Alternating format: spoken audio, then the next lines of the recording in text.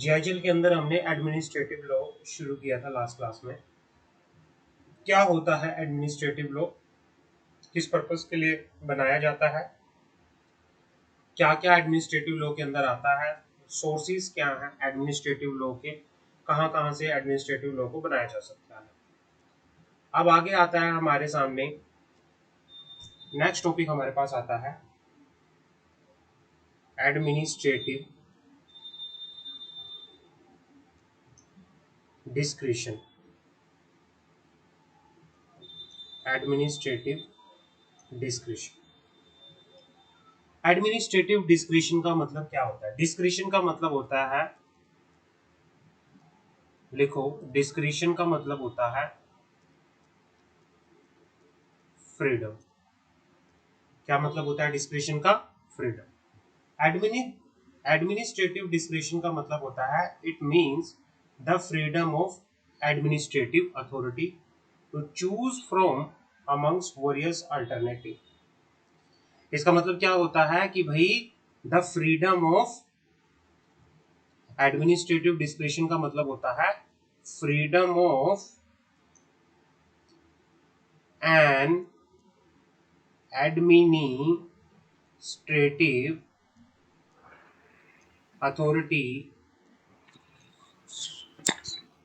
To choose from among various alternative. आपके सामने काफी सारे चीजें हैं, काफी सारे डिसीजंस हैं, उनमें से जो आपके लिए सबसे ठीक लग रहा है आपके सामने उसको चूज करने की क्या है? फ्रीडम है। समझ आ गई? From various alternative, from among various alternative. यहाँ तक क्लियर है? कोई डाउट? एडमिनिस्ट्रेटिव डिस्क्रिशन, हमारे पास राइट है कोई क्या चूज करने के लिए? एडमिनिस्ट्रेटिव डिस्क्रिशन जो है एडमिनिस्ट्रेटिव अथॉरिटी के पास पावर है, आपके पास नहीं। It is a power of administrative authority, authority के पास। उसके पास क्या है? फ्रीडम है, पावर है कि उसके सामने अगर काफी सारे अल्टरनेटिव है तो उनके पास फ्रीडम है कि वो कोई सा एक अल्टरनेटिव अपने लिए चूज कर सकता है। ठीक है ना? क्लियर है? बट उसको चूज करने के जी लिए, sir.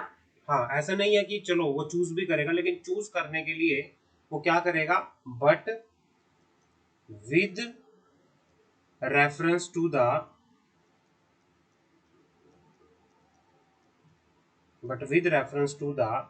rule of reason and justice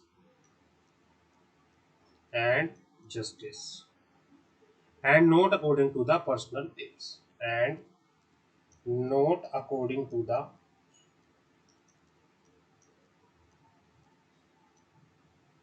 personal whim।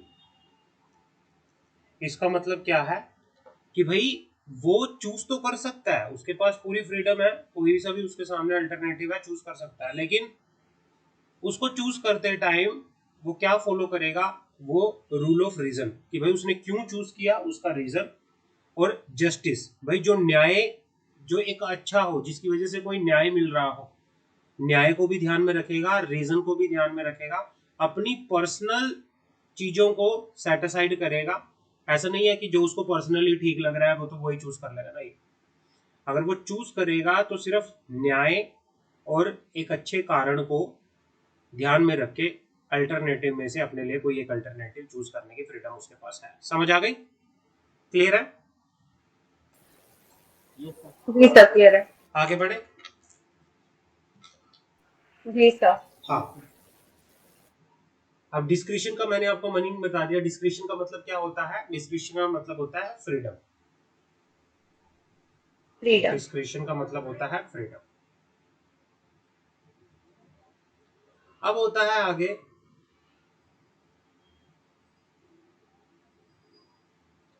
भाई, therefore the exercise of discretion should not be arbitrary, vague, fanciful but legal and regular। आप जो डिस्क्रिशन एक्सरसाइज करोगे, आपके पास जो फ्रीडम का राइट है, आपके पास जो डिस्क्रिशन मतलब फ्रीडम का जो राइट है, आप जो एक्सरसाइज करोगे वो डिस्क्रिशनरी नहीं होनी चाहिए।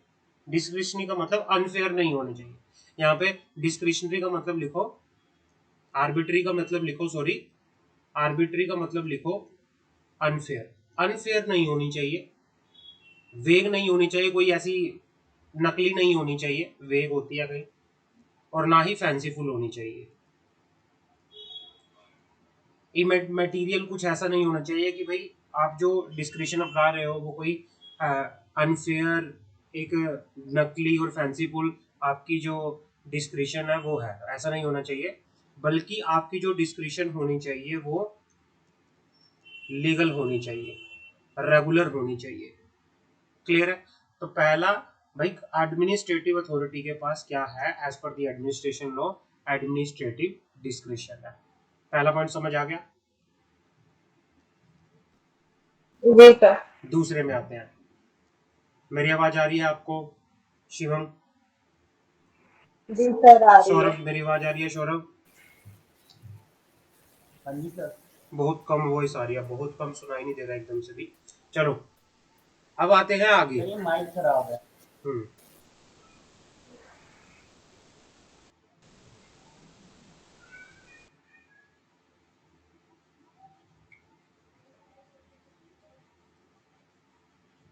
अब आते हैं दूसरे पॉइंट पे। The government can not function without exercise of some discretion by its official. It is necessary because of the humanly impossible to lay down rule of every conceivable eventuality that may arise in day to day affair of the government। मैं देखो क्या है, government को अगर काम करना है, ये डिस्क्रिप्शन गवर्नमेंट को क्यों दी जाती है भाई? अगर गवर्नमेंट को सारे काम पूछ के करने लगनी पड़ गए ना, कि हर काम के लिए गवर्नमेंट को पूछना पड़ेगा, तो गवर्नमेंट काम ही नहीं कर पाएगी। गवर्नमेंट को काम करने के लिए, अपने काम को, अपने फंक्शंस को परफॉर्म करने के लिए डिस्क्रिप्शन दी जाती है, कुछ फ्रीडम दी जाती है गवर्नमेंट को। गवर्नमेंट के ऑफिसर्स को क्या दी जाती है?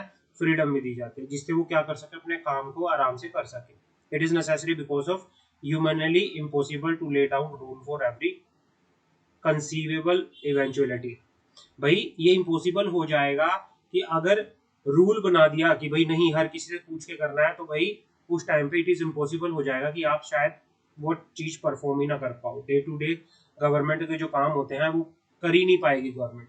तो गवर्नमेंट को डिस्क्रिप्शन दी जाती है, उनको फ्रीडम दी जाती है कि भाई अगर वो काम कर रही है तो वो फ्रीडम के साथ कर सकती है, उनके पास डिसीजन लेने की पूरी पावर दी जाती है। It is however equally true at that discretion is prone to abuse. Therefore, there is need to be a system in place to ensure the administrative discretion is exercised in a right manner. तो अगर क्या हो सकता है, कई बार ये भी हो सकता है कि डिस्क्रिप्शन को गलत तरीके से क्या किया जाए, यूज किया जा सकता है। कई बार क्या हो सकता है कि अगर जो डिस्क्रिप्शन, जो फ्रीडम दी गई है गवर्नमेंट को, हो सकता है गवर्नमेंट उसको गलत तरीके से यूज करे। तो भाई इसीलिए कहा गया है, इसके लिए प्रॉपर क्या होना चाहिए, सिस्टम होना चाहिए, ये देखने के लिए कि जो ये एडमिनिस्ट्रेटिव जो डिस्क्रिप्शन गवर्नमेंट एक्सरसाइज कर रही है, ये अच्छे तरीके से एक्सरसाइज कर रही है या नहीं कर रही है। तो ये होता है एडमिनिस्ट्रेटिव डिस्क्रिप्शन। समझ आ गई? कोई डाउट हो तो मुझे बताओ।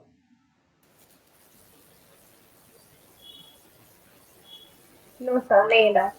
दूसरा आता है, दूसरा पॉइंट हम शुरू करते हैं अपना, judicial control over administrative action. judicial control over administrative action. Judicial control over administrative action.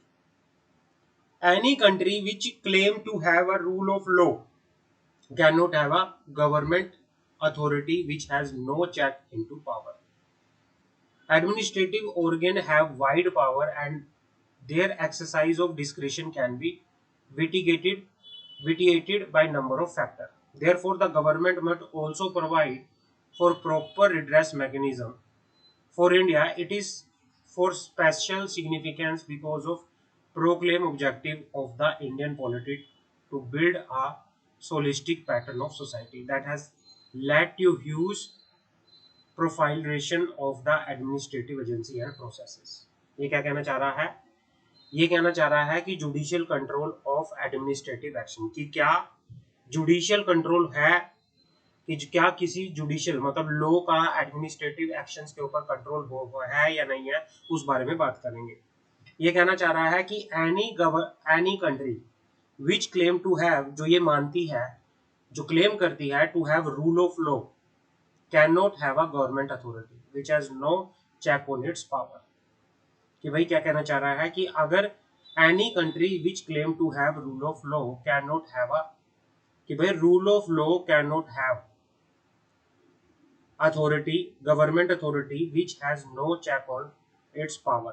Administrative organ has wide power and their exercise of discretion can be weighted by number of factors. Therefore, the government must also provide proper redress mechanism. For India, it is special significance because of proclaimed objective of Indian polity to build a holistic pattern of society that has led to use profilation of the administrative agency and processes.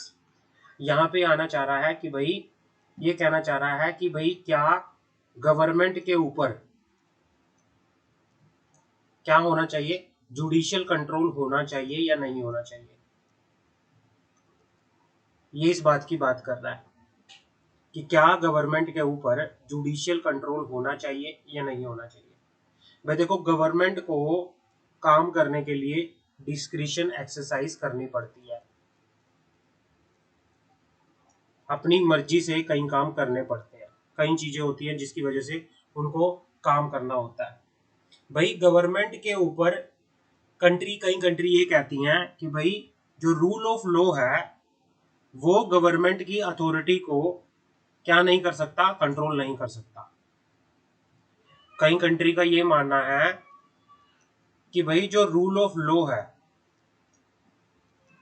Rule of law जो law है, can not have a government authority, कि भाई rule of law के पास कोई government authority नहीं है which has no check on its power. कि भाई रूल ऑफ लॉ के पास गवर्नमेंट्स की जो अथॉरिटी है उनके चेक करने की कोई वो नहीं है, अथॉरिटी नहीं है, गवर्नमेंट की पावर को कंट्रोल करने की अथॉरिटी नहीं है। ऐसा क्यों नहीं है? क्योंकि गवर्नमेंट को कई बार काम करने के लिए डिस्क्रिशन का यूज करना पड़ता है। गवर्नमेंट जब काम करती है, गवर्नमेंट अपनी मर्जी से काम करती है, जो गवर्नमेंट को ठीक लगता है वो गवर्नमेंट उस हिसाब से काम करती है। अगर गवर्नमेंट लॉ के अंदर पूरी बाइड कर दिया जाए, गवर्नमेंट को पूरा लॉ के अंदर कस दिया जाए गवर्नमेंट को, तो उस हिसाब से फिर गवर्नमेंट वो काम शायद डिस्क्रिशन एक्सरसाइज नहीं कर पाएगी। बस एक चीज होनी चाहिए, गवर्नमेंट से अगर कोई परेशान है उसके लिए क्या देना चाहिए, उसको रिड्रेस्ट मैकेनिज्म देना चाहिए। कि भाई उनकी शिकायतों के, अगर गवर्नमेंट के खिलाफ किसी की कोई शिकायत है तो वो क्या करे, उसके लिए एक रिड्रेस्ट मैकेनिज्म बनाया जाए कि जहां पर गवर्नमेंट के खिलाफ अगर किसी की शिकायत है तो वो अपनी शिकायत को क्या कर सकता है, सबमिट कर सकता है, और ताकि उसकी शिकायतों को दूर किया जाए। ये काम हो सकता है, लेकिन ऐसा नहीं है कि लोग गवर्नमेंट के ऊपर कोई लॉ बना के गवर्नमेंट की पावर को कंट्रोल कर दिया जाए, ऐसा नहीं है। इंडिया की अगर मैं बात करूं, इंडिया जैसे मतलब सर गवर्नमेंट की पावर को कंट्रोल नहीं किया जा सकता नहीं, है। गवर्नमेंट तो देखो क्या है, गवर्नमेंट प्राइम पावर मिनिस्टर, देती है कुछ अब जैसे क्या है, अथॉरिटीज अब को जैसे कि आप अपना वो कर हाँ, सकें। गवर्नमेंट है, जैसे क्या है, कैबिनेट होती है पूरी, प्राइम मिनिस्टर हमारे पीएम है। अब पीएम के ऊपर तो पीएम जब कोई एक्सरसाइज करता है पावर, पीएम क्या वो बस एक कैबिनेट होती है, कैबिनेट के अंदर वो जो जो भी उनकी आपसी कैबिनेट होती है उनसे वो डिसीजन लेके पार्लियामेंट में कोई भी बिल पास करके वो क्या कर देते हैं, कोई भी लॉ लगा सकते हैं, कोई भी चेंज कर सकते हैं, कोई भी अपनी मर्जी से कुछ भी वो कर सकते हैं, उनके पास मर्जी है। अभी आपने पीछे देखा होगा कि उन्होंने इंडिया को बदल के भारत कर दिया अपनी मर्जी से। अब वो अपनी मर्जी से कुछ भी कर सकते हैं, गवर्नमेंट की डिस्क्रिशन है, उनकी मर्जी है। अगर भाई ये कर दिया जाए गवर्नमेंट के ऊपर, पूरा लॉ से उनको कंट्रोल कर दिया ठीक है जाए, सर। तो फिर किस बात की गवर्नमेंट के काम हुए, है ना।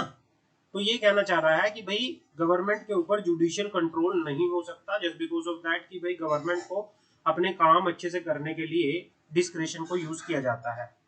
समझ आ गई? तो डिस्क्रिशन को यूज जब किया जाता है जी तो सर, वहां ठीक पर है। वो नहीं हो। लेकिन कई बार क्या होता है कि कई लोग गवर्नमेंट से खुश भी नहीं होते, गवर्नमेंट के काम से, तो वो क्या कर सकते हैं, वो अपनी कंप्लेंट सबमिट कर सकते हैं, और उनकी कंप्लेंट के लिए प्रॉपर रिड्रेस्ट मैकेनिज्म होना चाहिए। समझ आ गई? जी सर। हाँ, तो इस तरह से ये चीजें होनी चाहिए, इसको आप प्रॉपरली अपनी उसमें अच्छे से पढ़ लेना। बाकी जो मैंने समझाया आपको समझ आ गई? जी सर। ये सर। हाँ, अब आगे बढ़ते हैं। In India, the mode of judicial control of administrative action can be convenient group into three head. अब यहाँ पे बात होता है कि जो जुडिशियल कंट्रोल होता है एडमिनिस्ट्रेटिव एक्शन के ऊपर, उसको 3 हेड के अंदर ग्रुप कर दिया गया है। ये कहना चाह रहा है कि इंडिया के अंदर अगर मैं बात करूं, जो जुडिशियल कंट्रोल है of administrative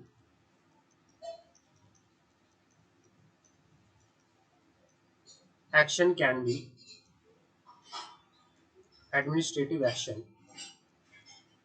can be conveniently group into 3 है। इसको 3 ग्रुपों में बांट दिया गया है। कौन कौन से ग्रुप है? कॉन्स्टिट्यूशनल, दूसरा स्टैट्यूटरी, तीसरा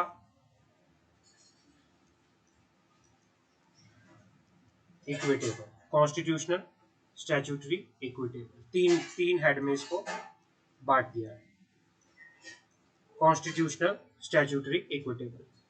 अब हम बात करते हैं कि जो हमारा एडमिनिस्ट्रेटिव जो जुडिशियल कंट्रोल है एडमिनिस्ट्रेटिव एक्शन का, उसको 3 ग्रुप में डिवाइड किया गया है, कॉन्स्टिट्यूशनल, स्टैट्यूटरी एंड इक्विटेबल। अब हम बात करते हैं judicial review is exercise at 2 stages. ये होता है कि कई बार क्या होता है, गवर्नमेंट जब कोई काम करती है ना, इंडिया के अंदर किस तरह से काम होता है, कोई भी काम करने से पहले कंट्रोल तो नहीं है लेकिन रिव्यू होता है। रिव्यू होता है, जुडिशियल रिव्यू होता है, कोर्ट्स रिव्यू करती हैं एक बार बस। Judicial review is exercise at 2 stages. Government जब भी कोई काम करती हैं, गवर्नमेंट जब भी कोई अपनी डिस्क्रिशन को एक्सरसाइज करती हैं, तो एक जुडिशियल रिव्यू होता है। भाई कोर्ट्स एक बार चेक करती हैं, तो चेक क्या करती हैं बात करते हैं। Judicial review is exercise at 2 stages. पहला at the stage of delegation of discretion, at the stage of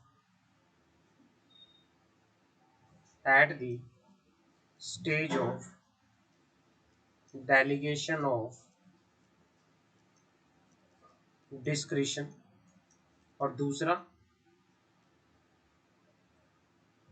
दूसरा एडमिनिस्ट्रेटिव डिस्क्रिशन। दूसरा क्या है? Eight the stage of exercise of administrative discretion. पहली स्टेज कब होती है कि जब किसी को डेलीगेट की जाती है, कोई फ्रीडम दी जाती है किसी को कि भाई आपके पास ये काम करने की फ्रीडम, आप कर सकते हो। उस टाइम पे कोर्ट क्या करती है? रिव्यू करती हैं एक बार। और दूसरा कब रिव्यू किया जाता है कोर्ट के द्वारा? जब एक्सरसाइज किया जाता है एडमिनिस्ट्रेटिव डिस्क्रिशन को। पहला करते हैं बात judicial review at the stage of delegation of discretion. Any law can be challenge on the ground that it is violative of the constitution and therefore law conferring administrative discretion can thus also be challenged under the constitution।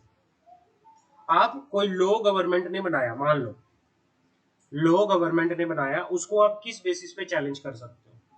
सिर्फ एक ही basis हो सकता है, क्या? कोई भी law कैसे challenge हो सकता है? अगर वो क्या है, वोलेट कर रहा है हमारे कॉन्स्टिट्यूशन को, हमारे संविधान के खिलाफ है। ऐसा कोई भी लॉ उसको चैलेंज किया जा सकता है कि अगर कोई भी लॉ गवर्नमेंट ने बनाया है, उसको आप कब चैलेंज कर सकते हो? उसको तब चैलेंज कर सकते हो कि जब या तो जो लॉ आपने बनाया है वो संविधान के खिलाफ है, या हमारे संविधान के किसी प्रोविजन को क्या कर रहा है? वॉयलेट कर रहा है। तो उसमें क्या कर सकते हो आप? जो भी एडमिनिस्ट्रेटिव डिस्क्रिशन है, आप उसको भी क्या कर सकते हो? कॉन्स्टिट्यूशन के अंदर चैलेंज कर सकते हो कि भाई मान लो गवर्नमेंट ने कोई मर्जी चलाई अपनी, गवर्नमेंट को ध्यान रखना पड़ता है कि भाई जो मैं अपनी कोई फ्रीडम एक्सरसाइज कर रहा हूँ, तो क्या वो फ्रीडम रीजनेबल है? क्या वो फ्रीडम न्याय जस्टिस के जस्टिस के फेवर में है, न्याय के फेवर में है, अगर वो इन चीजों के खिलाफ है, तब आप अपनी उस डिस्क्रिशन को, गवर्नमेंट की डिस्क्रिशन को, गवर्नमेंट के किसी लॉ को क्या कर सकते हो, वो चैलेंज कर सकते हो। समझ आ गई यहाँ तक? क्लियर है? जी सर। हाँ।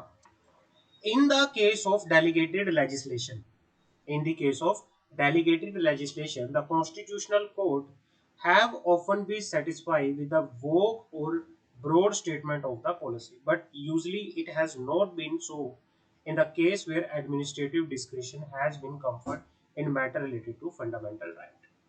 भाई क्या है, जो कॉन्स्टिट्यूशनल कोर्ट होती है, कॉन्स्टिट्यूशनल कोर्ट कौन सी होती है, जैसे हाई कोर्ट हो गया, सुप्रीम कोर्ट हो गया, ये कोर्ट जो एज पर कॉन्स्टिट्यूशन होती है, ये कोर्ट क्या कर सकती हैं, ये कोर्ट रिव्यू कर सकती हैं, और ये रिव्यू किन चीजों का कर सकती हैं, किन चीजों के रिगार्डिंग, गवर्नमेंट की जो डेलीगेटेड वो है डिस्क्रिशन है, उसको रिव्यू कॉन्स्टिट्यूशनल कोर्ट सिर्फ तब ही कर सकती है जब कोर्ट को लगता है कि भाई जो ये डिस्क्रिशन इन्होंने एक्सरसाइज की है वो वोग है, वोग है, वो एक तरह से मतलब ये है कि नकली है या फिर बेकार है, वोग है एक तरह से। लेकिन अगर गवर्नमेंट का जो ये डिस्क्रिशन एक्सरसाइज करने का फंडामेंटल राइट से रिलेटेड, अगर गवर्नमेंट ने कोई भी एडमिनिस्ट्रेटिव डिस्क्रिशन को एक्सरसाइज किया है फंडामेंटल राइट्स के, जो हमारे मौलिक अधिकार से रिलेटेड, मौलिक अधिकार से रिलेटेड जो हमारे फंडामेंटल राइट्स होते हैं, अगर गवर्नमेंट ने किसी भी एडमिनिस्ट्रेटिव को, जो अगर कोई भी एडमिनिस्ट्रेटिव जो डिस्क्रिशन है जो दी गई है गवर्नमेंट के द्वारा, वो किसी फंडामेंटल राइट से रिलेटेड हो, तब कोर्ट के पास किसी भी तरह से कोई राइट नहीं है जुडिशियल रिव्यू करने का।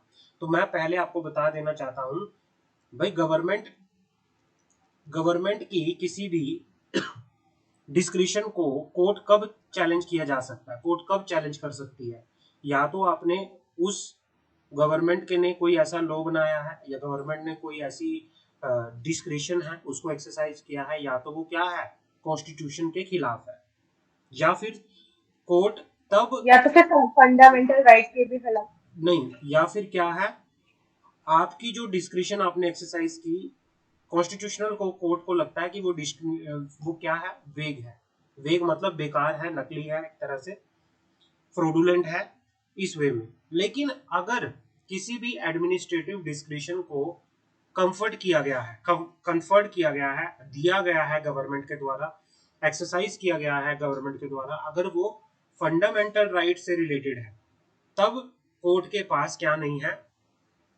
किसी तरह से जुडिशियल रिव्यू करने का राइट नहीं है। समझ आ गई मेरी बात?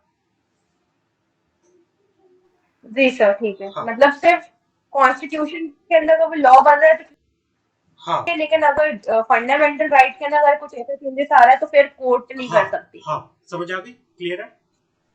ठीक है जी हाँ। सर। अब जी आता है सर। दूसरा पॉइंट, बड़े ध्यान से सुनना, ये बहुत टेक्निकल है, आपको बड़ी चीजें ध्यान से सुननी पड़ेगी, ठीक है ना? अब आता है point number 2, the court exercise control over delegation of discretionary power to the administration by adjudicating upon the constitutionality of the law. Court क्या कर सकता है, the court exercise control over the delegation of discretionary power to the administration by adjudicating upon the constitutionality of the law under which such power are delegated with reference to the fundamental right unicated in the part 3 of the Indian Constitution। ये क्या कहना चाह रहा है कि भाई court exercise कर सकता है कंट्रोल किस चीज के ऊपर, अगर delegation of administrative power to the administration, अगर क्या कहना चाह रहा है कि कोर्ट क्या कर सकता है, मान लो किसी एडमिनिस्ट्रेशन हो गया, कोई भी प्रशासन हो गया, प्रशासन को कोई पावर दी जा रही है, कोई डिस्क्रिशनरी पावर दी जा रही है, कोर्ट क्या कर सकता है, कंट्रोल एक्सरसाइज कर सकता है अपना। अगर किसी एडमिनिस्ट्रेशन को कोई डिस्क्रिशनरी पावर दी जा रही है तो कोर्ट अपना कंट्रोल एक्सरसाइज कर सकता है, ये देखने के लिए कि भाई कॉन्स्टिट्यूशन के अकॉर्डिंगली वो पावर है या नहीं है। समझ आ गई? क्लियर है? ये देखने के लिए कि जो आपको पावर दी जा रही है, जो जी सर। डिस्क्रिशनरी पावर आपको मिल रही है, क्या वो कॉन्स्टिट्यूशनल के अकॉर्डिंगली, उसकी कॉन्स्टिट्यूशनैलिटी ऑफ लॉ देखने के लिए कि भाई जो आपको पावर दी गई है वो हैज पर द कॉन्स्टिट्यूशन है या नहीं, इस चीज को एडजुडिकेट करने के लिए, इस चीज को जांचने के लिए, इस चीज को चेक करने के लिए कोर्ट अपनी जो कंट्रोल है उसको एक्सरसाइज कर सकता है over the delegation of discretionary power. Clear है यहाँ तक? जी सर, क्लियर है। हाँ। Therefore, if the law confer vague and wide discretionary power on the administrative authority, it may be declared ultra virus। मान लो अगर कोर्ट को लगा किसी भी एडमिनिस्ट्रेटिव अथॉरिटी को कोई ऐसी पावर दी गई है जो कि लॉ के अंदर क्या है, सिर्फ वेग है या वाइड डिस्क्रिशनरी पावर है, कि भाई उसको बहुत ज्यादा पावर दी गई है, वाइड डिस्क्रिशनरी पावर है या वेग है, तो भाई उस केस में इन पावर को बोल दिया जाएगा कि ये पावर अल्ट्रा वायरस है। और ऐसी अल्ट्रा वायरस पावर जो होती हैं उनको वॉइड माना जाता है, इलीगल माना जाता है। समझ आ गई? क्लियर है? जी सर। हाँ जी सर। कोई डाउट यहाँ तक? No doubt sir. हाँ भाई, नो वेग सर। एक तरह से होता है कि जो बिल्कुल ही बेकार, अनक्लियर, कुछ स्पष्ट नहीं है, कुछ अनक्लियर पावर है। तो कोई वाइड डिस्क्रिशनरी पावर की काफी ज्यादा पावर आपको दे रखी है, इतनी तो थी भी नहीं। तो अगर कोर्ट को ऐसा लगा, भाई कोर्ट किन चीजों में कोर्ट, तो आप मोटा मोटा ये समझ लो कि कोर्ट अपना जब किसी को डेलीगेट कर रहे हैं एडमिनिस्ट्रेटिव पावर, किसी एडमिनिस्ट्रेटिव अथॉरिटी को कोई डिस्क्रिशनरी पावर जो दी जा रही है, अगर वो पावर हैज पर कॉन्स्टिट्यूशन नहीं है, अगर वो पावर वेग है, अगर वो पावर हैज पर लॉ नहीं है, तो उस केस में कोर्ट के पास पावर होती है कंट्रोल को एक्सरसाइज करने की। लेकिन अगर किसी को ठीक है सर। डिस्क्रिशनरी पावर दी गई है, किसी एडमिनिस्ट्रेटिव अथॉरिटी को डिस्क्रिशनरी पावर दी गई है और वो डिस्क्रिशनरी पावर उसका फंडामेंटल राइट था, तब फिर कोर्ट के पास किसी तरह से भी एक्सरसाइज करने की, कंट्रोल एक्सरसाइज करने की राइट नहीं है। समझ आ गई यहाँ तक? क्लियर है? जी सर। जी सर, ठीक कोई है। Doubt? Yes, no doubt sir. हाँ, अब पढ़ते हैं आगे। No sir. Administrative discretion and article 14। Administrative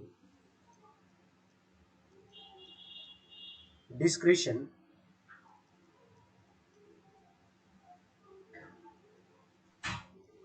and article 14। Administrative discretion and article 14 क्या बात करते हैं इसकी? एडमिनिस्ट्रेटिव डिस्क्रिशन एंड आर्टिकल 14 पढ़ते हैं।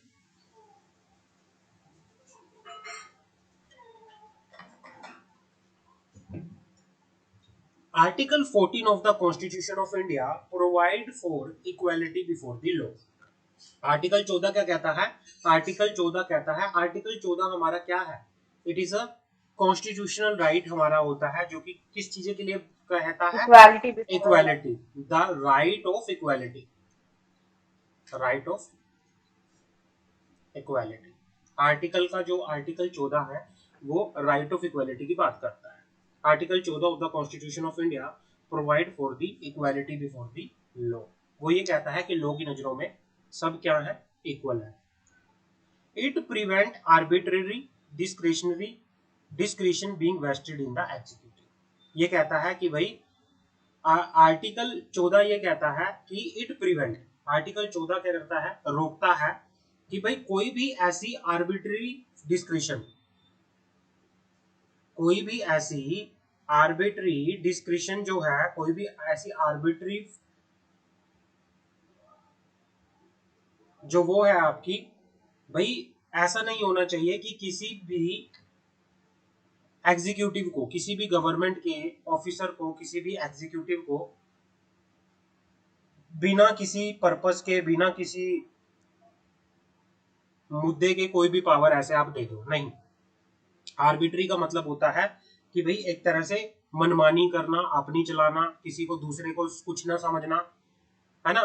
तो भाई ऐसी चीजों को कि भाई कोई ऑफिसर को, गवर्नमेंट के ऑफिसर को कोई पावर दे रखी थी और वो उसको मनमानी करके यूज कर रहा है, इस चीज को आर्टिकल 14 क्या कहता है, प्रिवेंट करता है, रोकता है। Article 14 strike at arbitrariness in the state action and ensure fairness and equality of treatment. Article 14 क्या कहता है कि भाई अगर कहीं पे भी आर्बिट्रेटनेस है, कहीं पे भी लोग अपनी मनमानी कर रहे हैं, तो उसके अगेंस्ट क्या किया जाएगा, एक्शन लिया जाएगा प्रॉपरली। और ये कह के चलता है कि हर जगह पे फेयरनेस हो, सही से हो, सब कुछ क्लियर हो, ट्रांसपेरेंट हो, और सबके साथ इक्वली ट्रीटमेंट होना चाहिए राइट टू इक्वलिटी के according. Right to equality afford protection not only against the discretionary law passed by the legislation but also prevent arbitrary discretion being vested in the executive। और जो right to equality है ये कहना चाह रहा है कि लॉ के अंदर सब कुछ सबके लिए बराबर है, लॉ के अंदर, लॉ में सब बराबर है। कोई भी गवर्नमेंट का ऑफिसर ऐसा नहीं कर सकता कि अपनी मनमानी करके अपनी कोई भी डिस्क्रिशनरी पावर को गलत यूज कर रहा है, नहीं, लॉ की नजरों में सब बराबर है। ऑफन एग्जीक्यूटिव और administrative officer of government is give wide discretionary power. हो सकता है कि भाई आमतौर पर एक गवर्नमेंट अथॉरिटी के पास और एक गवर्नमेंट के ऑफिसर के पास काफी सारी अपनी मर्जी से काम करने की पावर होती है, लेकिन ऐसा नहीं हो सकता कि भाई वो आर्टिकल 14 को ब्रीच करे। अगर जहां पे वो आर्टिकल 14 को ब्रीच कर रहा है तो वहां पर इसकी पावर को अल्ट्रा वायरस माना जाएगा, इसकी पावर को इलीगल माना जाएगा। In a number of cases, statute had been challenged on the ground that it is conferred on the administrative authority by discretionary power of selecting person or object discriminately and therefore it is violated Article 14। कई बार क्या हुआ है, हमने काफी सारे मुद्दों में देखा गया है, लोगों को इस बेसिस पे चैलेंज किया गया है कि बस कुछ सिलेक्टेड लोगों को काफी सारी पावर लॉ के अंदर दी गई है, जो कि क्या है, डिस्क्रिमिनेटली है, जो कि क्या है, भेदभाव करती है, और जो कि आर्टिकल 14 को ब्रीच करती है। यहां तक समझ आ गया भाई? ये कहना चाह रहा है, सर जो ऐसा कुछ करते हैं तो उनके ऊपर कोई पेनाल्टी या स्ट्रिक्ट एक्शन नहीं होता क्या? देखो क्या होता है कि भाई आर्टिकल 14 कहता है राइट टू इक्वलिटी, आपका फंडामेंटल राइट है। आर्टिकल 14 ये कहता है कि लॉ की नजरों में सब बराबर है, लॉ की नजरों में सब बराबर है। अगर किसी को डिस्क्रिशनरी पावर दी गई है और अपनी डिस्क्रिशनरी पावर का यूज वो गलत तरीके से कर रहा है, आर्बिट्रेरली कर रहा है, अपनी मन मर्जी से कुछ भी करे जा रहा है, जो कि दूसरों को लगता है कि इनइक्वलिटी है, और जहां पे भी आर्टिकल 14 वोलेट होता है तो ऐसी पावर को हम चैलेंज कर सकते हैं। समझ आ गई? जी सर, ठीक हाँ, है। तो इनको कोर्ट के अंदर चैलेंज किया जा सकता है। अगर आर्टिकल 14 के बेसिस पे हम अपने इस डिस्क्रिशनरी पावर को चैलेंज कर सकते हैं, कोर्ट के अंदर इसको चैलेंज कर सकता है। The court in determining the question of validity of such ठीक है sir. Statute examine whether the statute had laid down any principle or policy for guidance of exercise of discretionary by the government in the matter of selection of classification. The court will not tolerate the delegation of uncontrolled power in the hand of executive to such an extent as unable to discriminate।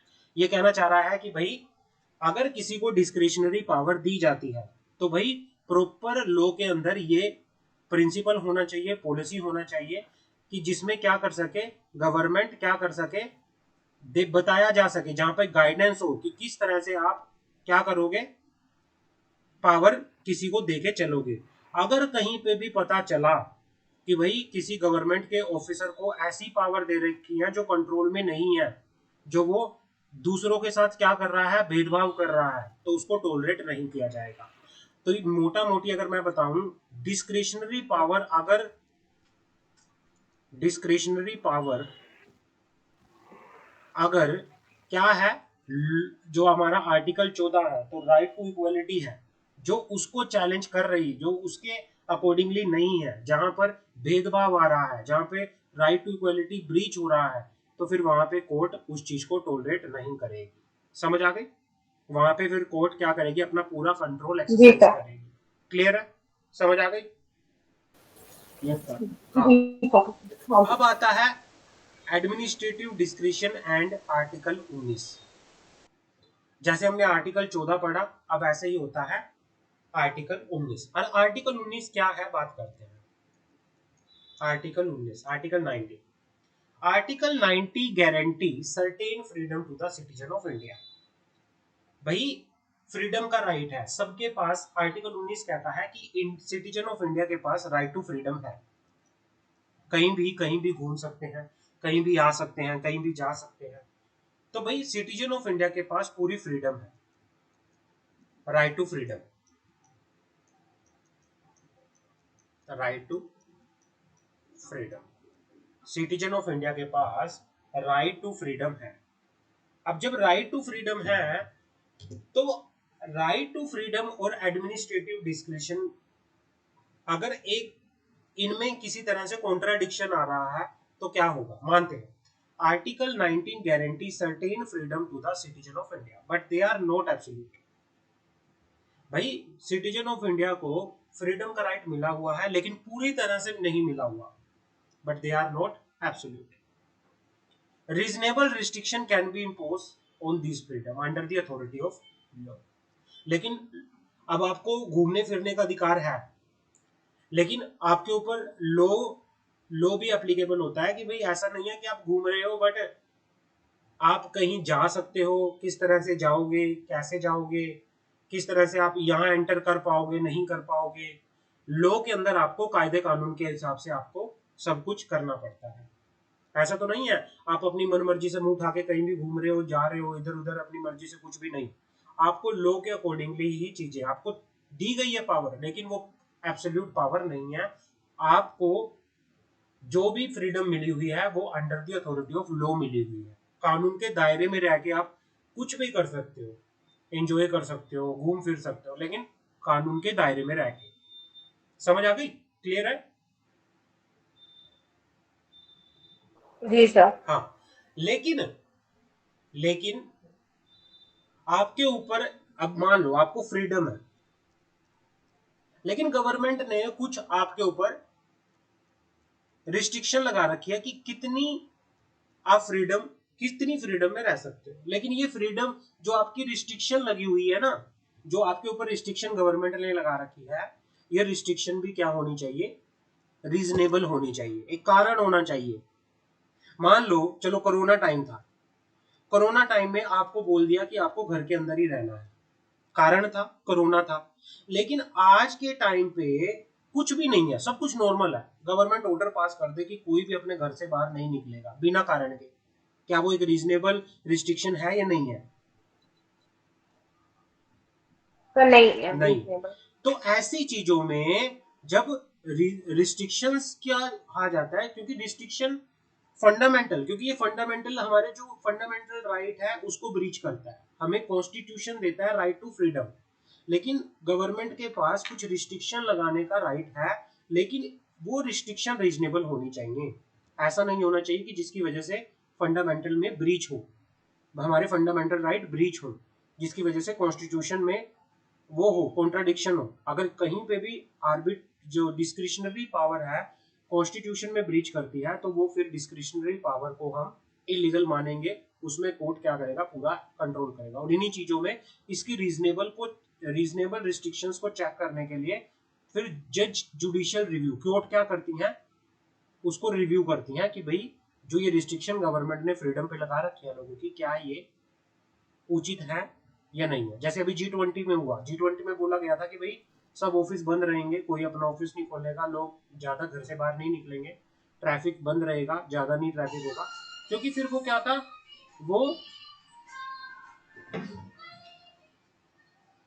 वो reasonable क्या थी, एक restriction थी, वो एक reasonable वो थी restriction. समझ आ गई? क्योंकि रीजन था वहां पे G20 होने वाला जी था सर। जिसकी वजह से लगाया गया, तो उस वजह से प्रॉपर ऑर्डर भी आया। और लेकिन बिना कारण से ऐसे करोगे तो फिर वहां पे कोर्ट का रिव्यू होता है, कोर्ट चेक करती है कि भाई हाँ गवर्नमेंट ने अगर कोई इस तरह की लोगों के फ्रीडम पे कोई रिस्ट्रिक्शन लगाई है, क्या वो उचित है या नहीं है। The freedom can also be affiliated by administrative discretion. लेकिन फ्रीडम को एडमिनिस्ट्रेटिव डिस्क्रिशन से क्या किया जाता है, एफिलिएटेड किया जा सकता है। Number of cases have come up by involving the question of validity of law conferring discretion on the executive to restrict the power under Article 19, the right to assemble peacefully and without harm, and the right to reside and settle any part of territory in India। ये कहना चाह रहा है कि भाई हाँ, हमें देखो पूरा है आर्टिकल, कॉन्स्टिट्यूशन संविधान हमें राइट देता है, फ्रीडम घूमने फिरने की आजादी देता है भारत में, कहीं पे भी आप जा सकते हो, आ सकते हो, आप कहीं पे भी खड़े हो सकते हो, लेकिन आपके ऊपर रिस्ट्रिक्शन है। आप कहीं पे भी खड़े होके वो कर रहे हो, हुड़दंग मचा रहे हो, भाई शोर शराबा कर रहे हो, नहीं कर सकते। आप बाहर खुले में घूम रहे हो, आपके हाथों में AK-47 है, आपके हाथों में बड़ी पिस्टल है, क्या रख सकते हो? नहीं रख सकते। आप कहीं नो भी सर। घूम फिर सकते हो, लेकिन इंडिया की टेरिटरी में ही घूम सकते हो, ऐसा नहीं है कि मुंह उठा के कहीं इंडिया से बाहर ही निकल गए बिना किसी उसके, नहीं कर सकते। तो भाई ये काफी सारी चीजें होती है जिसमें आपको गवर्नमेंट ने रिस्ट्रिक्शन लगा रखी है। The government has conferred power on the executive through a number of law to extern a person from the particular area in the interest of peace and safety. ये कहना चाह रहा है कि भाई गवर्नमेंट ने गवर्नमेंट ऑफिशियल्स को power दे रखी है कि भाई अगर कोई पर्सन क्या कर रहा है, शांति और सुरक्षा में किसी तरह से दखल अंदाजी कर रहा है, तो उस पर्सन की रिस्ट्रिक्शंस को, अब क्या क्या होता है भाई, किसी ने मर्डर कर दिया, किसी ने कोई दंगे कर दिया, उनको क्या कर देते हैं, आप कुछ क्राइम कर रहे हो, आप कुछ गलत काम कर रहे हो, तो गवर्नमेंट क्या करती है, उसकी फ्रीडम को वहीं पे जब्त कर लेती है। तभी तो लोग जेल में चले जाते हैं, क्योंकि उनकी फ्रीडम उनसे छीन ली रिस्ट्रिक्ट कर जाती दे। है। समझ आ गई मेरी बात? ताकि उसको रोका जाए, ताकि वो दोबारा से गलत काम ना करे, जी सर। है ना? यही रीजन होता है। यहाँ पे डिस्क्रिशनरी पावर है जी गवर्नमेंट सर। के पास, और डिस्क्रिशन पावर कई बार देना बहुत जरूरी भी होता है, लेकिन कुछ रिव्यू करता है। ऐसा भी नहीं होना चाहिए कि बिना कारण के आपको पकड़ के रखा हुआ है, तो नहीं, ऐसा नहीं होना चाहिए। आपको प्रॉपरली चेक करके ही डिस्क्रिशन दी जाती है। यहाँ तक क्लियर है? समझ आ गई आपको? समझ आ गया? जुडिशियल जी review sir at the clear. Time of, at the time of, Yes, sir. वो जब आपको दी जाती है discretion at the time of delegation of discretion, तो उसमें होता है। अब आता है judicial review at the stage of exercise of discretion.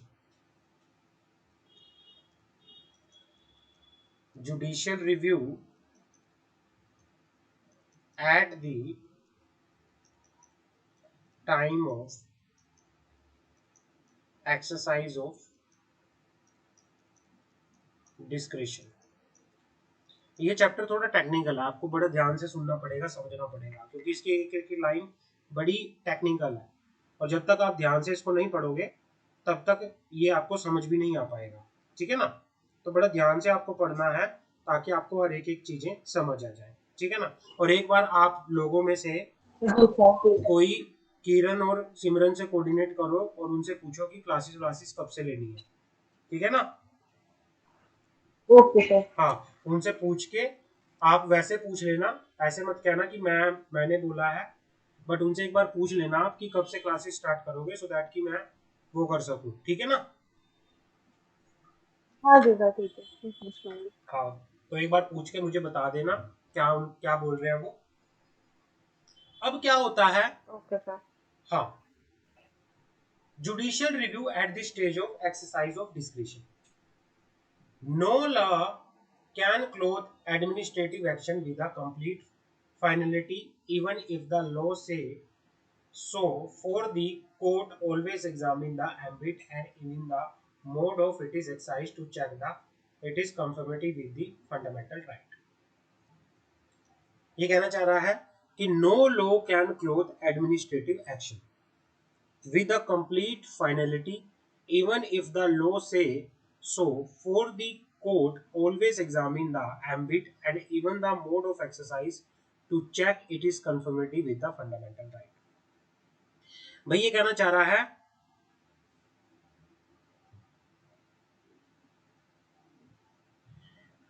चाहे लॉ के अंदर कुछ हो या ना हो, no law can clothe administrative action. कोई भी लॉ एडमिनिस्ट्रेटिव एक्शन को कंट्रोल कर सकता, कोई भी लॉ नहीं है कि भाई एडमिनिस्ट्रेटिव एक्शन को यहाँ पे क्या कर सकता है, कंट्रोल कर सकता है। बट क्या है, कोर्ट के पास पूरे का पूरा राइट है। कोर्ट हमेशा जब भी कोई गवर्नमेंट डिस्क्रिशन को एक्सरसाइज करती है, तो कोर्ट ये चेक करने के लिए कि क्या जो गवर्नमेंट ने अपनी फ्रीडम को एक्सरसाइज किया है, क्या वो हैज पर दी फंडामेंटल राइट थी या वो हैज पर दी कॉन्स्टिट्यूशन थी, उसको चेक करने के लिए कोर्ट हमेशा क्या करती है, जुडिशियल रिव्यू करती है, चाहे वहां पे लॉ है चाहे वहां पे लॉ नहीं है। Court in India have developed various formulation to control the exercise of administrative discretion which can be group into two broad. India के अंदर the court in India have developed various formulations. भाई India में जो court है, Indian courts ने administrative जो डिस्क्रिशंस है उनको क्या करने के लिए, रिव्यू करने के लिए दो फॉर्मूलेस, काफी सारे फॉर्मूलास बनाए हैं, जिनमें से दो हेड के अंदर उन्होंने इसको ग्रुप किया गया है। Authority has not exercise it is discretion properly. ये कहना चाह रहा है, एक होता है कि जहां पर अथॉरिटी अपनी पावर को अच्छे से एक्सरसाइज नहीं कर रही, तो उसको हम बोलेंगे कि अथॉरिटी अपनी पावर को अब्यूज कर रही है, अपनी पावर को गलत यूज कर रही है। Authority is deemed not to exercise it is discretion at all. और दूसरा क्या है कि अथॉरिटी को कोई डिस्क्रिशन दी गई थी और अथॉरिटी ने उस डिस्क्रिशन को ढंग से एक्सरसाइज नहीं किया, मतलब नॉन एप्लीकेशन ऑफ माइंड। दो चीजें होती हैं, किसी को पावर दी जाती है या तो उस पावर का वो गलत यूज कर लेता है जानबूझ के, इसका मतलब होता है abuse of discretion, abuse of discretion. और दूसरा, अथॉरिटी को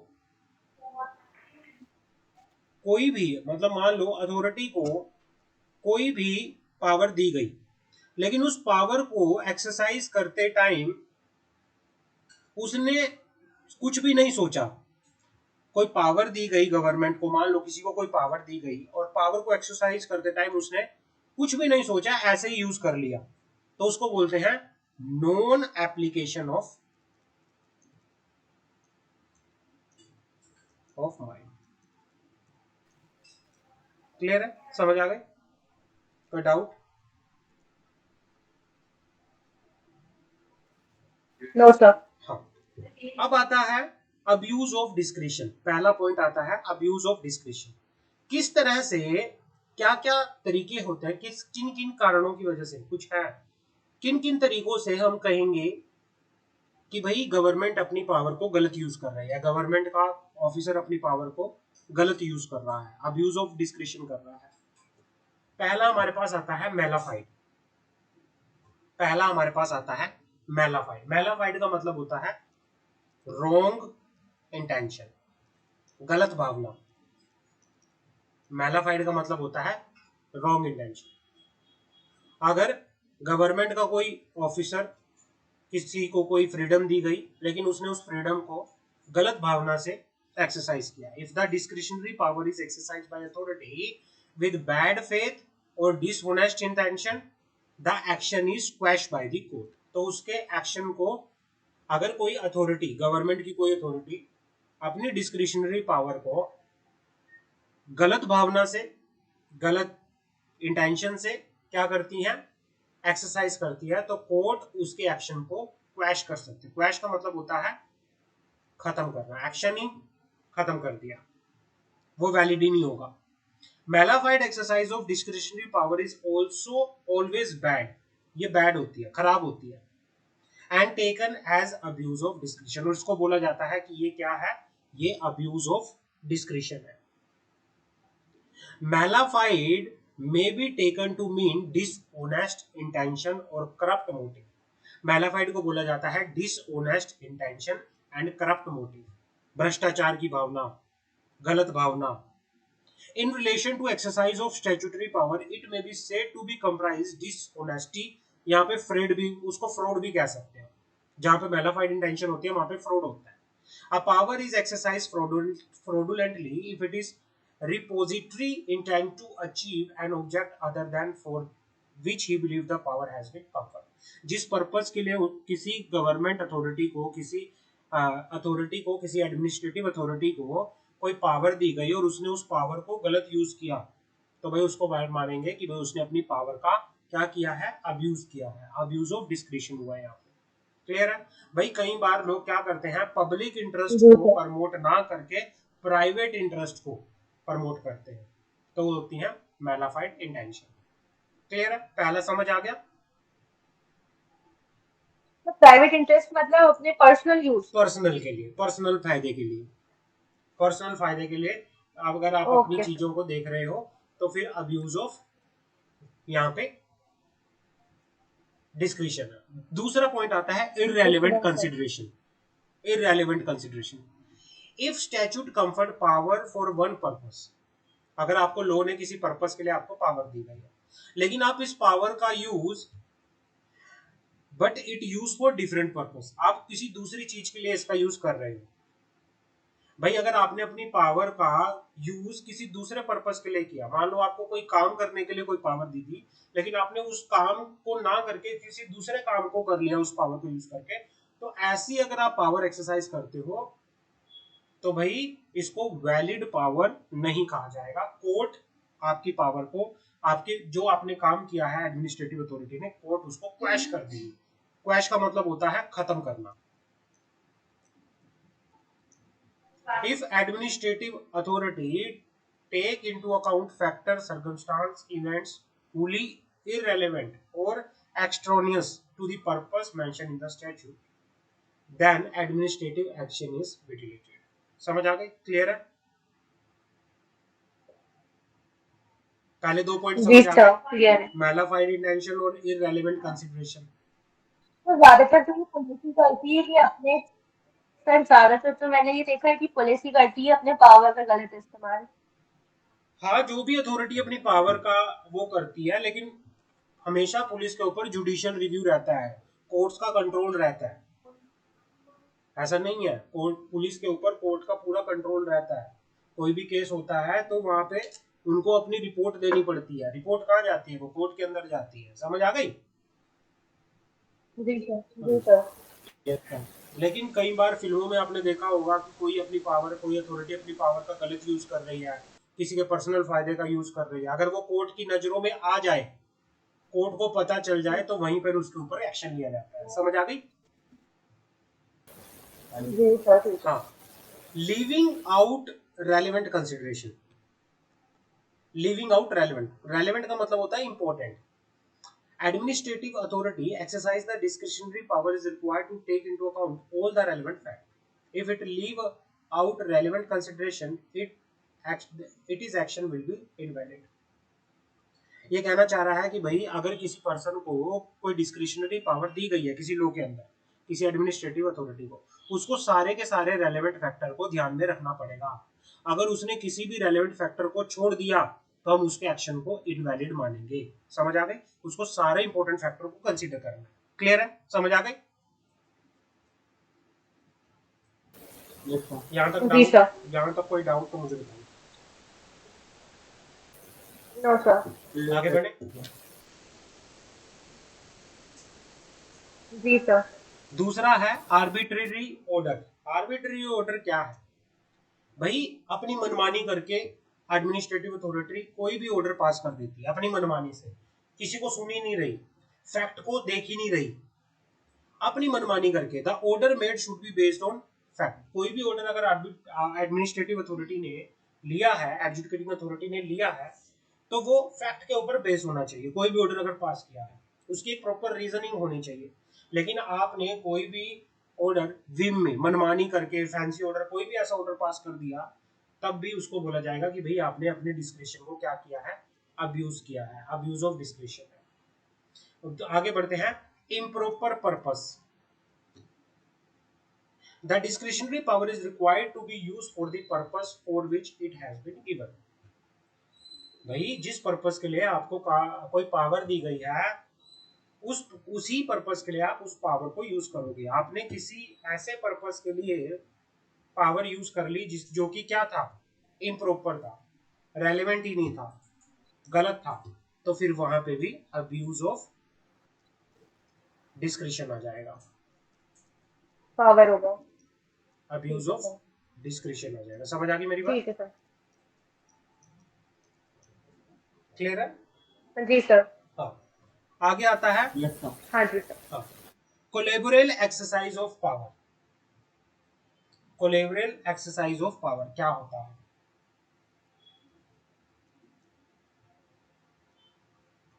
टॉलरेबल एक्सरसाइज ऑफ पावर क्या होता है बात करते हैं। Where discretionary power is exercised by the authority on which it has been conferred, ostensibly for the purpose for which it has been given, but in reality for some other purpose। भाई आपको किसी purpose के लिए कोई काम दिया गया, आपको किसी कोई काम करने के लिए आप भाई मान लो आपने मूवीज में भी देखा होगा, कोर्ट ने पुलिस के किसी ऑफिसर को कोई पावर दी, मतलब कोई पावर थी उसके पास कि भाई आपको इस पे इन्वेस्टिगेशन करनी है ना।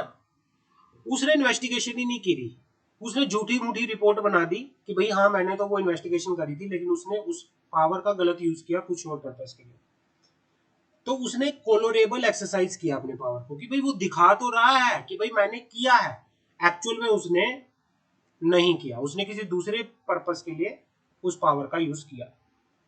तो अगर जब अपनी पावर को आप कोलोरेबल करते हो, भाई मैंने एक्सरसाइज किया, दिखावा करते हो, तो उस टाइम पे उसको इनवैलिड डिक्लेयर कर दिया जाएगा। समझ आ गई मेरी बात? सर उसकी पावर को इनवैलिड कर दिया जाएगा। हाँ, जो भी उसने काम किया है, जो भी चीजें हुई हैं, उसको इनवैलिड मान दिया जाएगा। क्लियर? समझ आ गई? जी सर। आगे बढ़ते हैं। Non compliance with procedural requirement and principle of natural justice. Non compliance with procedural requirement and principle of natural justice. भाई कोई भी काम गवर्नमेंट करती है वो प्रॉपर प्रोसीजर को फॉलो करके और नेचुरल जस्टिस को, न्याय को ध्यान में रखते ही करेगी। अगर आपने कोई भी ऐसा काम किया जिसमें आपने प्रॉपर प्रोसीजर को फॉलो नहीं किया, नेचुरल जस्टिस को फॉलो नहीं किया, तो वो भी क्या होगा, इनवैलिड माना जाएगा। क्लियर है? समझ आ गई मेरी बात? जी सर। आगे बढ़ते हैं। एक्सीडिंग हाँ जी jurisdiction. Sir. Exceeding jurisdictions. Authority is required to exercise the power within the limit or statute। भाई किसी भी अथॉरिटी को कोई भी अगर पावर दी गई है तो लॉ में जितनी उसे पावर दी गई है उतने तक ही वो उसको एक्सरसाइज करेगा। ऐसा नहीं है कि भाई आपको पावर तो एक काम करने के लिए दी गई थी, लेकिन उस पावर में आप पता नहीं क्या क्या कर रहे हो, अपनी लिमिट से ज्यादा पावर को एक्सरसाइज कर रहे हो। तो भाई ऐसी पावर को अल्ट्रा वायरस बोला जाता है, और ये पावर क्या होती है, वॉइड होती है। समझ आ गए? तो ये क्या होते हैं, अब्यूज ऑफ डिस्क्रिशन के अंदर क्या क्या रीजन होते हैं, आपको समझ आ गया? अब्यूज ऑफ डिस्क्रिशन क्या होती है, समझ आ गया? क्लियर है? जी सर आगे समझ गया। सर ये तो घुमा फिरा के एक ही बात को बार बार बोल रहा है। हाँ जी सर। हाँ, वही बात।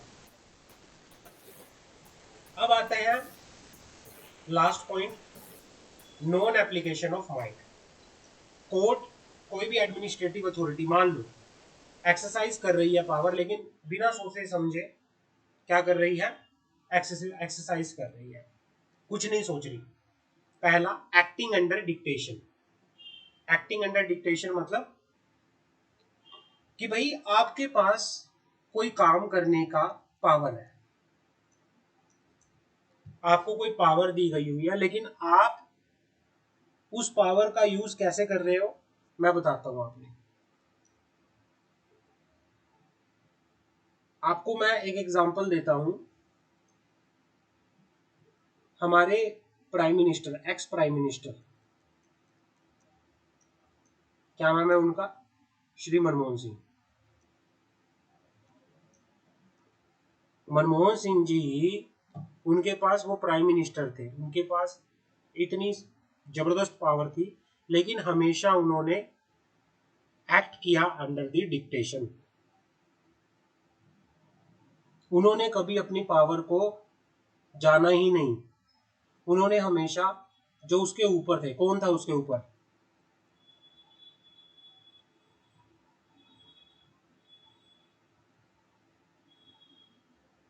मनमोहन सिंह जी के ऊपर कौन था बताओगे? सोनिया गांधी। हाँ, उन्होंने हमेशा उन्हीं की सुनी। जो वो कह देती थी बस उसी को मान लेते थे।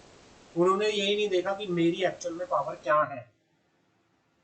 अगर कोई administrative authority where the authority exercise it is discretionary power under instruction और dictation from the superior authority, अपने ऊपर किसी बैठे बंदे से ही जो वो कहता है, जो वो बोल देता है, सिर्फ आप वही काम कर रहे हो।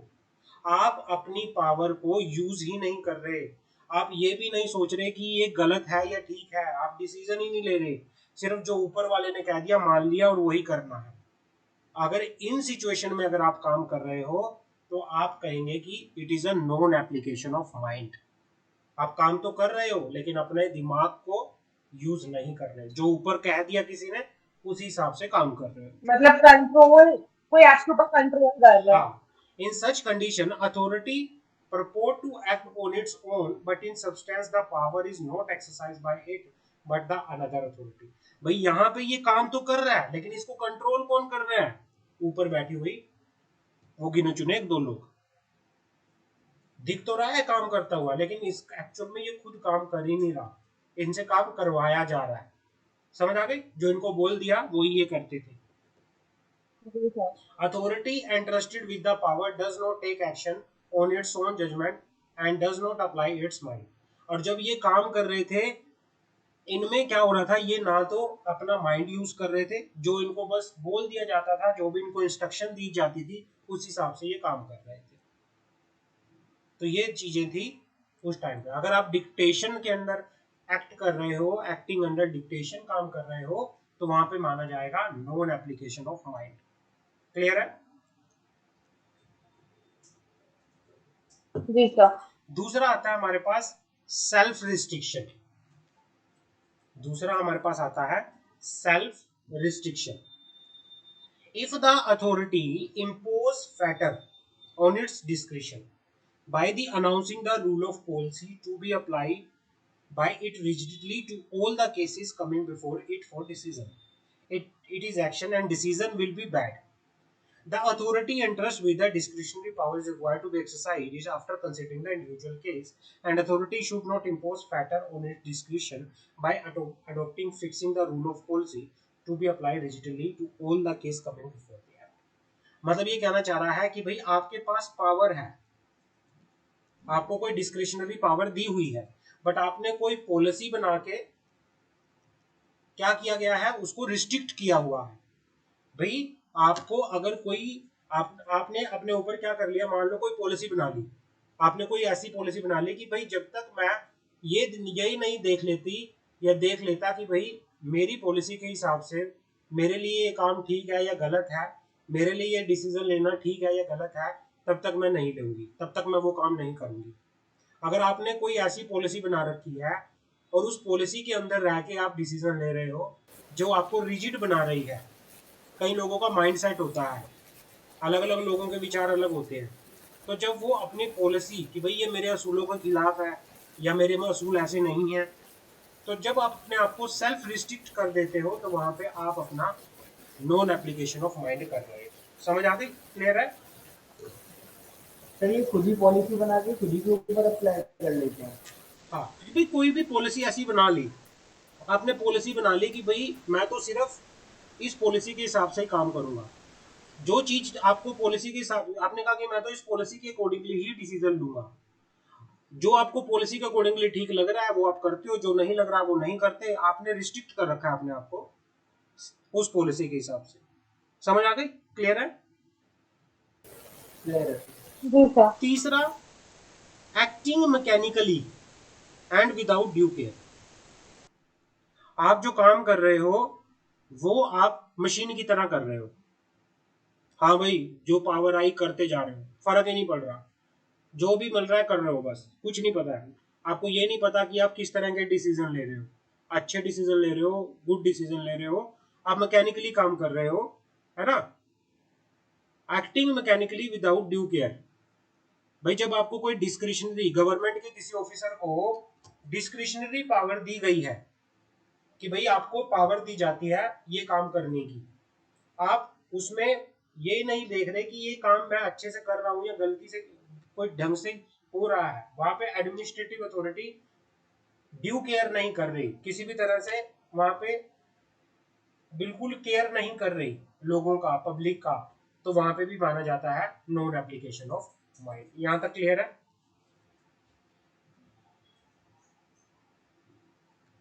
जी सर, क्लियर है। यस सर, कोई क्लियर डाउट है। यहां तक किसी का तो मुझे बताओ।